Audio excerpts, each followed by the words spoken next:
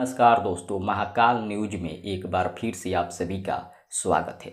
दोस्तों, सच तक न्यूज के ऑनर मनीष कश्यप जी खेसारी लाल यादव जी से एक बहुत बड़ा मांग किए हैं और कौन सा मांग किए हैं आज इस वीडियो में दिखाएंगे और बताएंगे। वीडियो को पूरा देखिएगा, लेकिन उससे पहले आप सभी से एक छोटा सा अपील है कि अगर आप हमारे चैनल पर पहली बार आए हैं तो चैनल को सब्सक्राइब करके बेल आइकन को दबा दीजिएगा, साथ ही वीडियो को लाइक करके शेयर कर दीजिएगा। चलिए शुरू करते हैं बिना देरी के। दोस्तों, आप सभी को बता दूं, मनीष कश्यप जी और hit machine trending star Khesari Lal Yadav ji, ये दोनों लोग कल एक साथ लाइव आए और लाइव में एक साथ जुड़े हुए थे और बहुत सारा बातें किए भोजपुरी इंडस्ट्री को लेकर और भी बहुत सारा बात किए। लेकिन खेसारी जी बोले कि मैं आपसे बहुत कुछ सीखता हूँ। जी हाँ दोस्तों, खेसारी जी बोले मनीष कश्यप जी से कि मैं आपसे बहुत कुछ सीखता हूँ।